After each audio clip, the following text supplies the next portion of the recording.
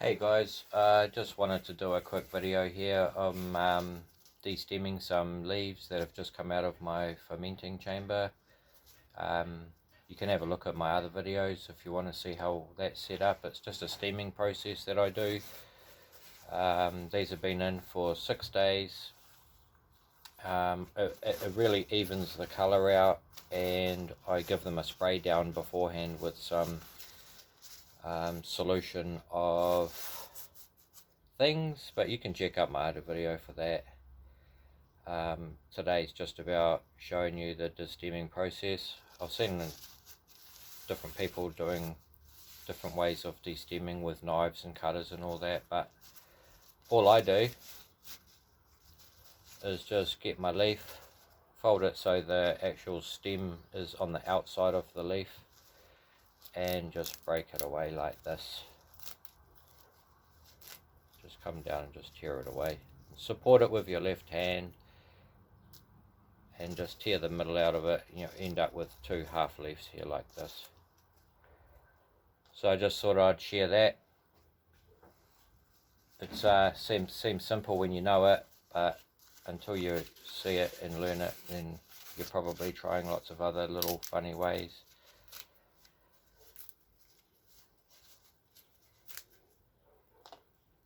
So just to give you a bit of an idea on the solution that I've used on these, you can see some leaves in the background here. Once they have cured and dried down to the point where the stems are fully dry, I then take the rubber bands and stuff off and separate them out onto this tarp here. And then what I do is I give them a spray down of my solution. You can just Google or find some tobacco solutions if you want. But I tend to spray them down from dry, spray them down. That softens the leaf and allows me to bag it up. I bag it into these kind of A4 sized glad bags. Put all the leaves in there, stems and all in there once they've been softened from that point. Stems and all into the bag and then into my fermenting chamber. Like I say, these have been in there for 6 days. I let them sit up here. They're staying supple, you know, with the solution that I used. It's got a softening agent in it and keeps your leaves supple. They will dry out. The longer I leave them out here, they will dry out to crunchy, but it will probably take a week rather than half an hour. When these get to the desired dry or the desired texture for shredding, I will put them back into the Ziploc bag just to keep them in that state until I'm ready for shredding. But I like to let this tobacco sit for quite a long time.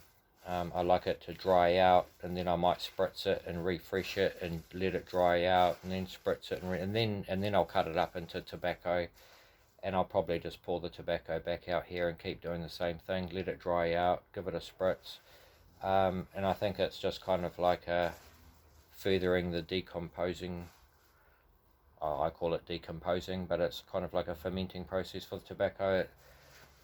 You're constantly trying to get rid of the ammonias that are in this plant material. And it's a gradual process that takes months and months and months, but I think if you can keep them in this state here where they're kind of supple but don't want to mold, you can hear a bit of a rustle there, so there's some dryness to it. But as long as, it doesn't matter how dry they get, as long as they still don't crunch. And I'll just keep letting them dry out, feed them a bit more spray or whatever until I get the tobacco that I like, and I'll shred it up. But anyway, this is me de-stemming. Probably a lot of you at this time of the year. This is New Zealand, Central North Island. So at this time of the year, you're probably doing just the same as me. And